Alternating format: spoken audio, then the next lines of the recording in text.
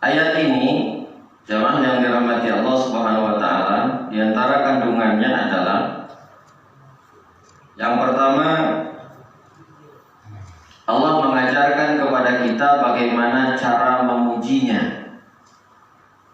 Bagaimana cara memuji Allah. Di antara kalimat pujian itu adalah dengan mengucapkan alhamdulillah. Di antara pujian itu mengucapkan alhamdulillah. Apakah ada kalimat pujian yang lain? Ada. Yang jelas bukan hanya sekedar menyebut nama saja. Pujilah Allah, selalu sebut nama Allah, enggak. Tapi disertai dengan ada kalimat yang lain. Di antara kalimat itu adalah alhamdulillah. Di antara yang lainnya juga apa? Masya Allah, Masya Allah. Yang lainnya apa lagi? Subhanallah. Itu juga pujian. Ya, juga bermakna pujian. Ada lagi yang lain? Ada. Tabarakallah. Walaula id dakhalta jannataka walaula id dakhalta jannataka wa qulta masya Allah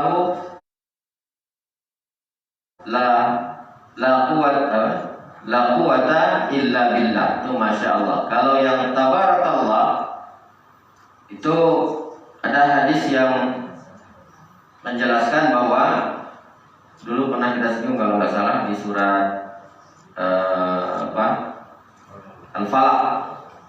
Al-Falaq ya.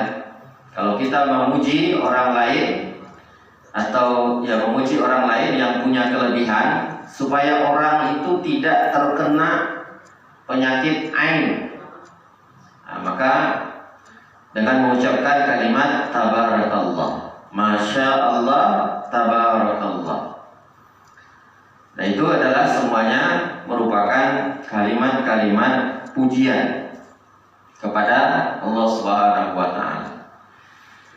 Jadi di antara kalimat yang diajarkan oleh Allah, bagaimana cara kita memuji Allah itu adalah dengan mengucapkan alhamdulillah. Kemudian yang kedua, makna ayat ini adalah berarti mengandung perintah dari Allah Subhanahu wa taala kepada kita untuk sering-sering mengucapkan alhamdulillah, alhamdulillahi rabbil alamin. Untuk banyak mengucapkan kalimat alhamdulillahi rabbil alamin. Sebagai apa? Sebagai bagian daripada wujud syukur kita atas nikmat yang diberikan oleh Allah Subhanahu wa taala kepada kita, di mana Allah itu tidak pernah berhenti memberikan nikmatnya. Ketika Allah memberikan musibah, Dia tetap memberikan nikmat, tidak berhenti walaupun musibah itu ada. Dari satu sisi memang dapat musibah, di sisi yang lain nikmat yang lain masih berfungsi. Mata masih bisa melihat, gitu kan?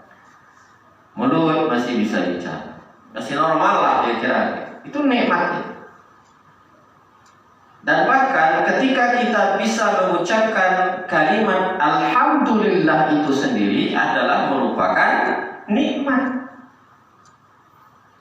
Karena ada orang yang ketika dia dapat nikmat tidak terucap dia. Alhamdulillah itu tidak terucap. Makan misalnya kan, habis makan, kenyang gitu. Tidak ada alhamdulillah, kenyang gitu. Untuk apa mau kenyang, orang udah tahu juga udah kenyang kan? Tidak ada alhamdulillah. Atau misalnya menerima sesuatu misalnya, ada itu, sudah pakai itu aja, nggak ada. Boleh mencapai ada juga alhamdulillah. Nah itu harusnya ada alhamdulillahnya. Itu lebih ditekankan lagi ketika sedang mendapatkan nikmat yang sifatnya zahir yang sifatnya memang diketahui. Jamaah yang dirahmati Allah Subhanahu wa taala, Nabi sallallahu alaihi wasallam dalam hadis yang diriwayatkan oleh Imam Ibnu Majah, beliau bersabda, "Man an'ama Allahu 'ala 'abdin ni'matan." Tidaklah Allah Subhanahu wa taala memberikan nikmat kepada seorang hamba. Faqala, lalu hamba ini tadi mengucapkan kalimat alhamdulillah. Dia ucapkan kalimat alhamdulillah, illa kana alladhi a'tahu afdala mimma akhadha.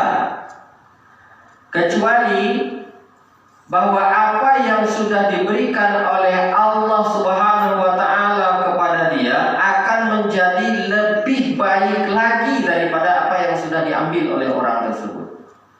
Nah, itu artinya apa? Berkah. Ya, berkah. Jadi ibaratnya begini nih, Allah berikan nikmat makan. Allah berikan nikmat makan. Apa efek daripada kalau sudah makan? Kenyang. Nah, itu nikmat kan? Tapi ketika orang tersebut mengucapkan alhamdulillah, maka dia tidak hanya sekedar akan mendapatkan kenyang dari makannya itu. Tidak hanya sekedar mendapatkan kenyang, ada afdal mimma akhadha. Ada yang lebih baik lagi dari yang sudah apa yang dia peroleh. Bahwa dari makannya ini nanti akan timbul energi yang positif misalnya. Begitu juga dengan yang lain-lainnya.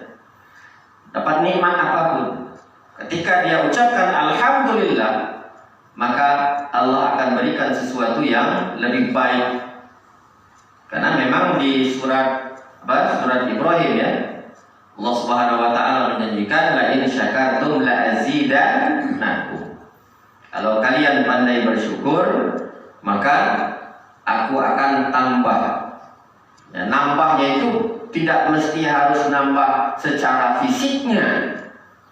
Dapat uang 100.000, alhamdulillah. Ya, mungkin secara fisik tidak, bukan dapat 200 misalnya kan. Tapi bagaimana dari 100.000 ini tadi akan mendapatkan berkah-berkah, akan melahirkan manfaat-manfaat. Jadi jemaah yang dirahmati Allah Subhanahu wa taala, bisa mengucapkan kalimat alhamdulillah saja itu adalah sudah nikmat. Lah bagaimana cara membalas nikmat itu? Syukuri. Ucapkan lagi alhamdulillah kalau seperti itu. Dalam kitab Ad-Durrul Mansur fi Tafsir bil Ma'sur yang ditulis oleh Imam Jalaluddin As-Suyuti, beliau mengutip An Bakar bin Abdullah radhiyallahu anhu. Qala, Bakar bin Abdullah menceritakan, maqala 'abdun qattun alhamdulillah. Ketika ada seorang hamba yang mengucapkan alhamdulillah, illa wajabat alaihi ni'matun biqauli alhamdulillah. Berarti dia sudah dapat nikmat. Karena dia dapat nikmat, maka dia balas lagi nikmat itu dengan kembali mengucapkan alhamdulillah. Faqila fama jazaa'u tilka ni'mat. Lalu kan sudah alhamdulillah kedua nih. Lah membalas nikmat yang keduanya bagaimana?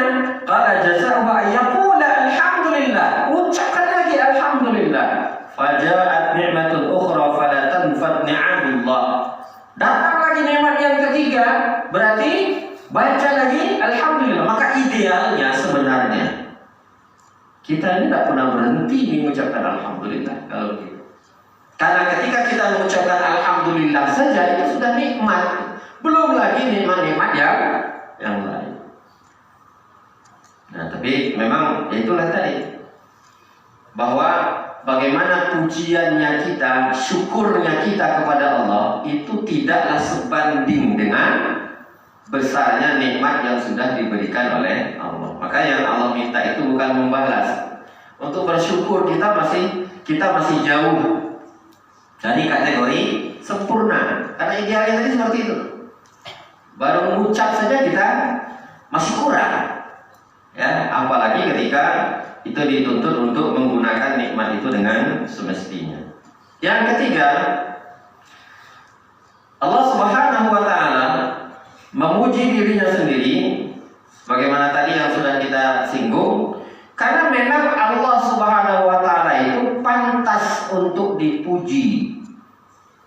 Allah Subhanahu wa taala pantas dipuji karena memang Dia adalah zat yang maha sempurna dari segala sisinya.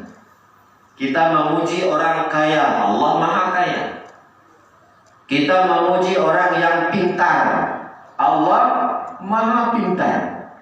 Kita memuji orang yang dermawan, Allah maha dermawan.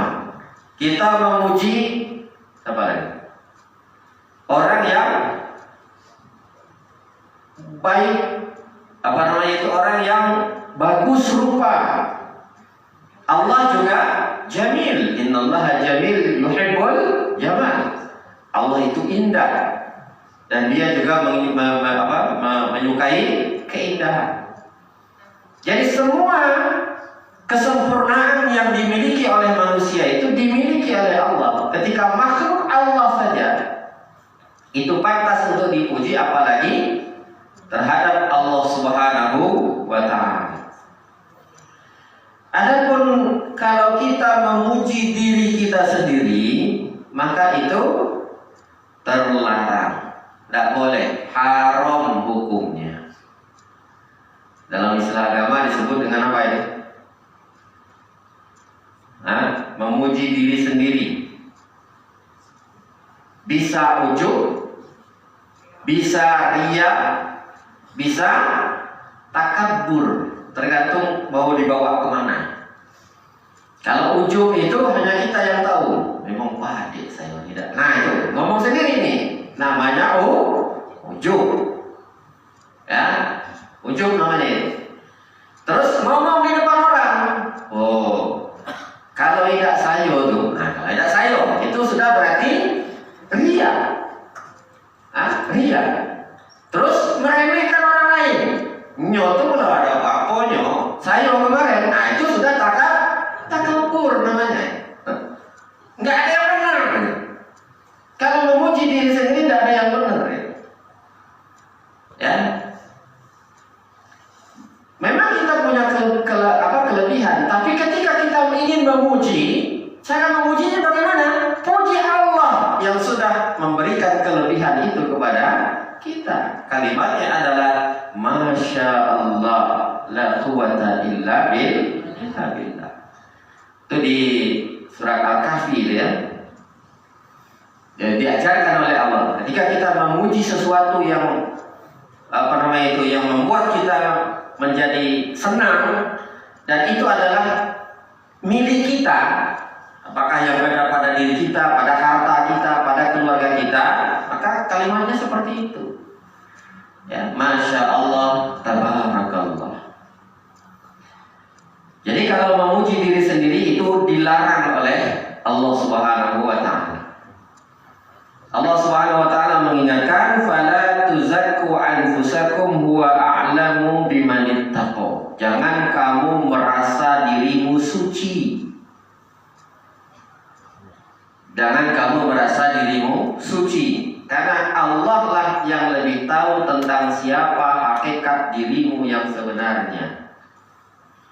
Allah lah yang tahu tentang siapa sesungguhnya orang-orang yang bertakwa itu. Kita ini hanya bisa menilai zahirnya saja, bahwa kita bisa melakukan ibadah ini, ibadah itu, melakukan amal ini, melakukan amal itu, zahirnya saja. Lalu hakikat dari ibadah kita yang sesungguhnya, wallahu a'lam, apakah dia diterima oleh Allah Subhanahu wa taala ataukah tidak.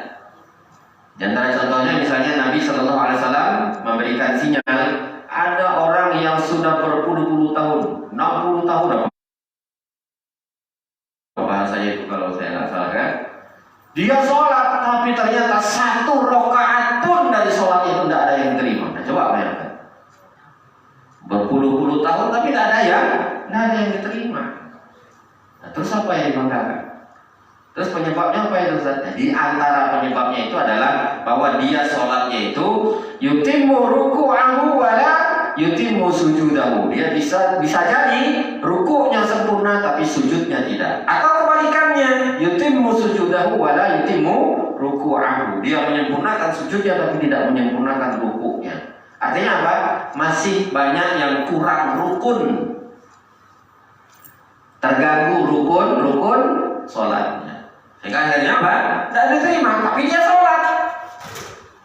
Ya, nah itu zahir itu Pak. Zahir. Sebenarnya kalau zahir orang lain saja bisa menilai sebenarnya. Apalagi Allah Subhanahu wa Ta'ala. Jadi tidak boleh kita memuji diri sendiri. Dan bahkan Nabi Shallallahu Alaihi Wasallam menyebutkan, kalau ada orang lain yang memujimu, maka apa? Pernah dengar hadisnya? Ada orang lain yang memujimu, diapain? Hah? Lempar dia dengan debu, kata Nabi kan? Hadis riwayat Imam Muslim.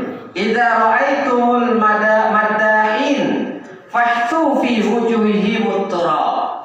Kalau kalian melihat orang-orang yang memuji, maka taburkan wajahnya itu dengan debu. Nah, tapi yang dimaksud dengan pujian di sini yang bagaimana? Imam An-Nawawi menjelaskan, pujian yang dimaksud itu adalah ketika orang itu memuji kita, lalu apa yang dia puji itu tidak seperti kondisi kita yang sebenarnya. Cari muko itu yang ditaburin dengan debu. Nyo cari mukonya itu yang ditaburin, itu maksudnya. Ya, tak ada kendak namanya itu. Ya, apa boleh muji-muji, padahal kita tidak seperti itu kan? Ya. Bapak ini memang dermawan, padahal kita tidak dermawan saya, pasti ada kendaknya. Gitu. Nah, Imam Al-Qurtubi mengatakan, kalau ternyata akibat dari pujiannya itu akan bisa merusak hatimu. Ya, akan bisa merusak hatimu. Nah, tapi kalau seandainya orang memuji kita tidak minta dipuji, tapi orangnya yang muji. Ya, kita nggak minta tiba-tiba dia muji. Memang bagus, yang tadi Pak Deden ngomong gitu kan, kita nggak minta, tapi orang yang muji sesuai dengan kenyataannya, maka tidak masalah. Ini adalah bagian daripada nikmat yang dicicil oleh Allah. Berarti orang itu percaya dengan kita. Ya, dengan catatan ya tetap kita harus menjaga hati. Jangan sampai nanti jadi ujub atau jadi riak tadi itu. Ya. Apalagi kalau seandainya niat orang yang memuji itu adalah dalam rangka untuk memotivasi kita supaya istiqomah. Dia tahu misalnya kita sering baca Quran, sambungnya pula dengan awalnya baca perut apa istiqomah baca aja itu, mau baru ngado aja lah ngantuk misalnya. Nah, dia muji kita seperti itu. Dalam rangka apa? Nah, apalagi kalau seandainya itu dia niatkan adalah semoga Anda bisa istiqomah. Maka ini adalah bagian daripada pujian yang dibolehkan. Atau dalam kenyataannya juga kan kita sering muji-muji kan, muji si A, muji si B, para ulama itu, ya kita dengar namanya itu kita muji. Jadi Bapak dan Ibu jemaah yang dirahmati Allah Subhanahu Wa Taala, Alhamdulillahirabbil alamin adalah pujian merupakan pujian terhadap Allah. Al di dalam kalimat Alhamdulillah itu punya makna. Al yang dimaksud itu adalah al lil istighraq, al yang mencakup segalanya. Ya, mencakup segalanya. Makanya kalau dalam terjemahannya itu ditambahkan dengan kata segala pujian. Jadi apapun bentuk pujian, apapun namanya, Sesungguhnya pujian itu hakikatnya adalah dikembalikan kepada Allah, karena Allah lah yang telah membuat sesuatu itu layak untuk dipuji. Allah yang membuat dia layak untuk dipuji. Jadi bukan karena sesuatunya itu jadi dengan sendirinya, bukan. Kita pintar misalnya, bukan karena otak kita encer, bukan. Tapi Allah yang buat otak kita itu bisa nangkap. Kan memang Allah ciptakan berbeda-beda, ini kan. Kita ini makhluk ini berbeda-beda. Begitu juga dengan apa namanya? Tampang kita ini misalnya. Merasa cantik kita, merasa kita ganteng misalnya. Bukan orang tua kita yang buat. Kalau orang tua kita yang buat, harusnya buat sketsa dulu gitu kan. Saya maunya kayak gini, tulis dulu gitu kan. Nah, terus gimana lah caranya produksi dan seret jadi, dan pas lahir persis gitu kan. Tapi ternyata tidak. Bisa ya buat sketsa segala macam, tapi Allah al-musawwir. Allah membuat sketsa tersendiri. Nah, dan luar biasanya itu adalah antara satu dengan yang lain, walaupun mirip tapi tidak sama. Serupa tapi tidak sama. Ada yang kata kembar siam gitu ya. Kembar siam. Sesiam-siamnya masih beda. Nah, itulah musawwirnya Allah. Kan di antara makna apa? Di antara nama Allah itu ada apa? Al-Musawwir. Al-Musawwir itu pelukis, penggambar, yang menggambar. Allah yang menggambar, zat yang menggambar. Jadi jemaah yang dirahmati Allah Subhanahu wa taala, jadi hakikat daripada pujian itu adalah al, di sini maknanya adalah al-lil istighraq, kembalikan kepada Allah. Lalu hamdun, pujian. Nah, muji ini macam-macam. Kalau kalimat hamdun ini adalah pujian yang diberikan kepada Allah Subhanahu wa taala dengan diiringi oleh pengagungan terhadap Allah dan rasa cinta terhadap Allah Subhanahu wa taala. Jadi memang mengucapkannya itu alhamdu, ya, segala puji bagi Allah, karena merasa bahwa Allah yang sudah memberikan kelebihan yang kita dapatkan, kita agungkan.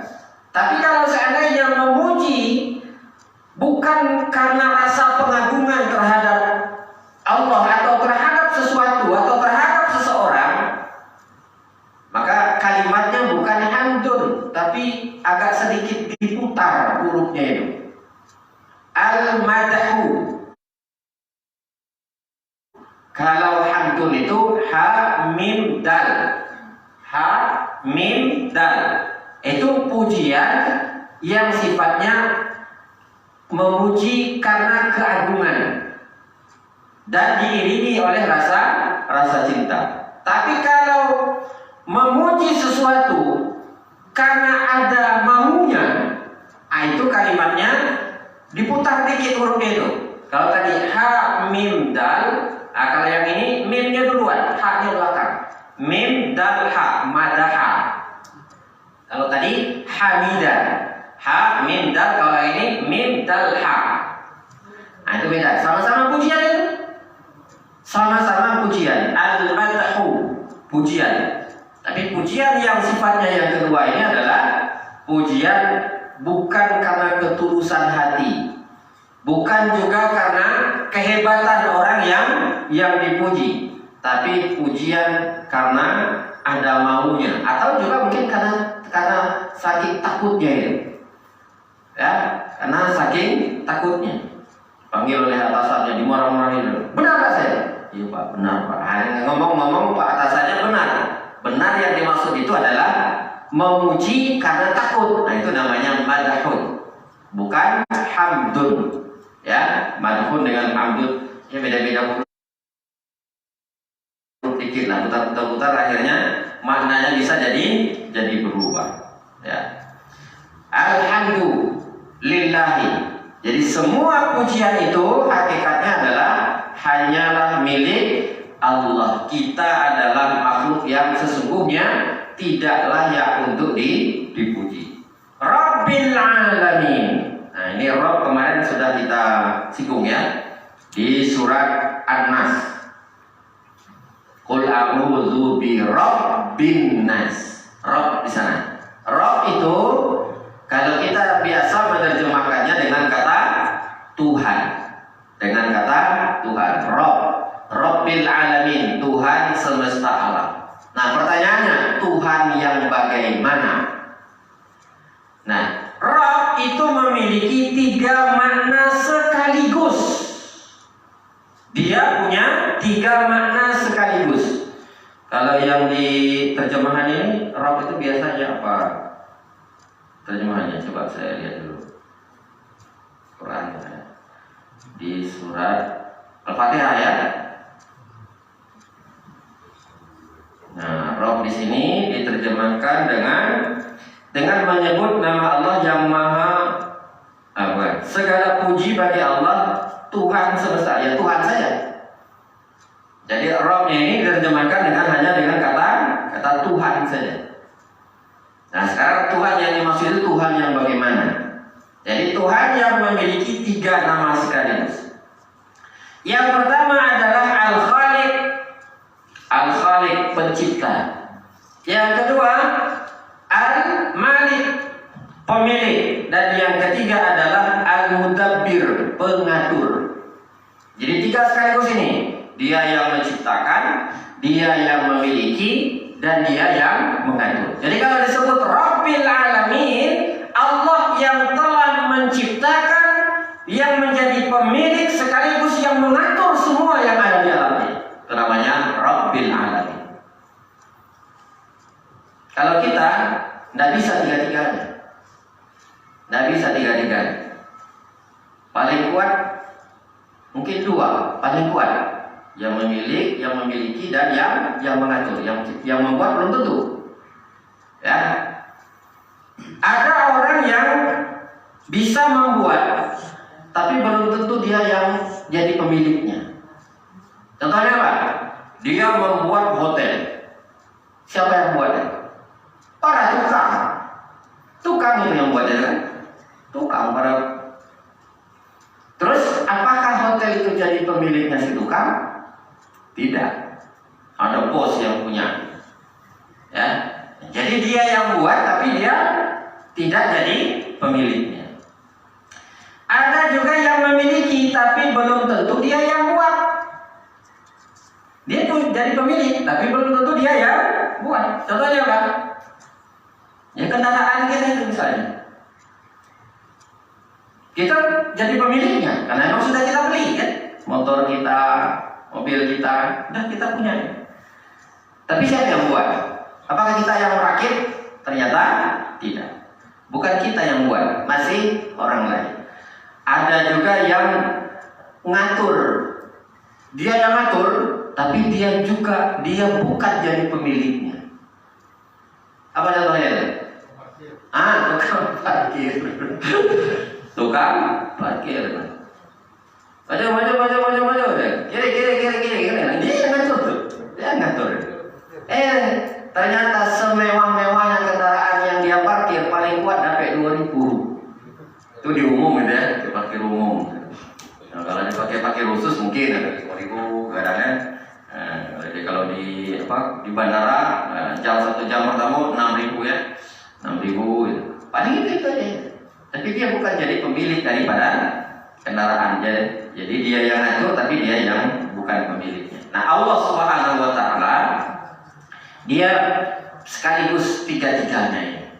Dan yang dia ciptakan, yang dia miliki, yang dia atur, bukan hanya satu seperti kita tadi itu.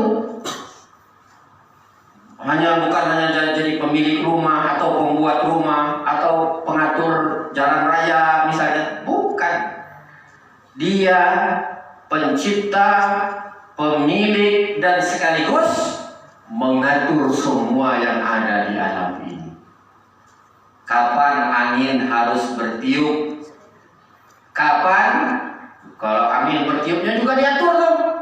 Berapa kencangnya? Di sini sekian kencangan tiupan angin. Nggak tahu saya kan, ini sekian, yang ini sekian. Gempa juga kayak gitu tuh. Allah yang ngatur tuh. Yang di sini sekian skala Richter. Nah ini tahu ini skala Richter namanya deh kan. Yang di sini lain lagi, yang di sini lain lagi. Coba gimana nih? Terus planet-planet ini bertriliun-triliun katanya ya, di berjuta-juta yang ada di angkasa ya. Kan masing-masing itu kan berputar itu. Nggak ada yang diam, semuanya bergerak. Bergerak. Tapi tidak ada yang tumburan antara satu dengan yang lain. Semua yang atur siapa? Allah. Coba bayangkan. Semesta alam ini semuanya diatur oleh Allah. Air juga ngalir. Ya, aliran air. Jadi inilah kekuasaan yang dimiliki oleh Allah Subhanahu wa taala, yang zat yang maha menciptakan, yang memiliki, kemudian yang mengatur. Jadi luar biasa, wajar kalau seandainya dia diciptakan. Alamin, alam. Jadi bahasa kitanya alam. Yang benar itu sebenarnya kalau bahasa Arab. Ini kalau sudah jadi bahasa Indonesia, kita ikuti bahasa Indonesianya. Kalau bahasa Arab, ya itu yang benar ain, gitu ya, alam. Kenapa? Kalau alam lain lagi artinya. Alhamdulillah, hanya memang fasih. Alhamdulillahi Rabbil Alamin. Belajar itu. Ya. Alam itu artinya ya alam ini. Selain daripada Tuhan, selain daripada Allah, itu namanya alam. Selain daripada Allah, itu namanya alam. Tapi kalau alam itu artinya sakit. Ya. Indi alam fil rijl, misalnya kan, dalam bahasa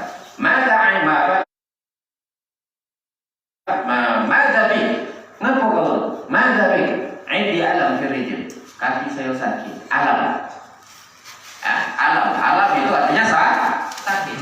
Makanya hati-hati kalau baca ayat ya, meleset nanti.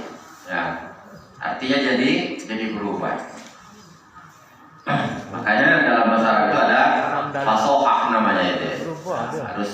Harus fasih.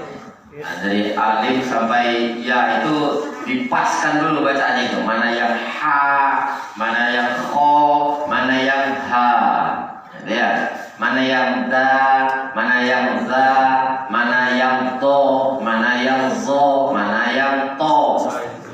Jadi masing-masing ada ininya sendiri, ya. Jadi alam itu ya artinya apa? Selain daripada Allah, dia adalah disebut dengan alam. Apa yang selain daripada Allah itu? Satu, langit. Ada berapa langit? 7. Langit ada 7. Langit pertama yang mana? Nido keluar. Itu nasab yang biru. Yang biru itu baru lapisannya. Lapisan apa? Ozon apa ini? Karena dihadang oleh lapisan ozon itu akhirnya kelihatanlah warnanya adalah warna biru. Langit pertama yang sesungguhnya tidak tahu di mana letaknya. Warnanya apa tidak tahu gitu. Ya, itu baru langit pertama ya. Langit kedua, ketiga, keempat, kelima, keenam, ketujuh. Jarak antara satu langit dengan langit yang lain itu jarak antara 50.000 tahun perjalanan. Jalannya pakai apa? Wallahu a'lam, tidak perlu tahu jalan kaki tidak mungkin. Masuk jalan kaki dan kasar kan ya. Jalan pakai apa? Pesawat mungkin ya. Mungkin aja karena tapi dulu tidak ada pesawat kan ya. Jadi wallahu a'lam perjalanan yang maksud perjalanan yang bagaimana. Itu langit. Itu Allah yang ciptakan, Allah yang pemiliknya. Langit itu milik Allah. Kemudian begitu juga dengan yang ngatur, Allah yang ngatur. Kemudian apa lagi? Bumi berapa lapis? Ini 7 juga. Bumi 7 lapis. Surat At-Tolak. Allahul ladzi khalaqa sab'a samawati wa minal ardi mithlahun. Allah Subhanahu wa taala menciptakan 7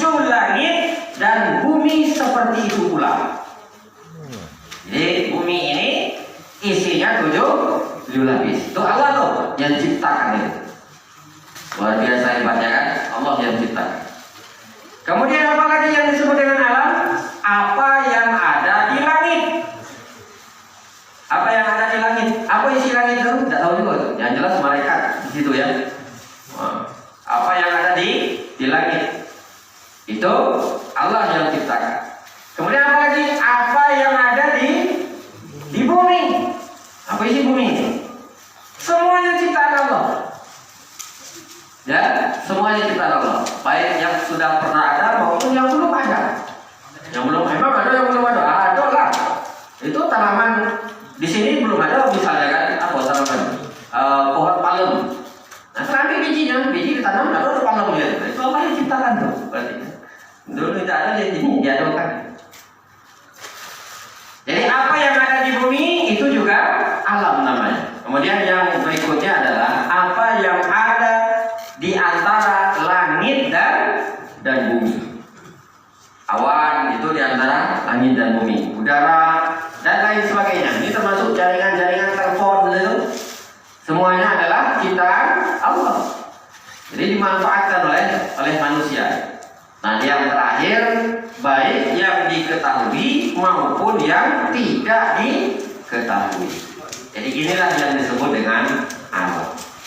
Jadi Bapak dan Ibu jamaah yang dirahmati Allah SWT, alhamdulillah. Nah, itu praktiknya lah dilipat dilapiskan waktu kan. Nah, selesai.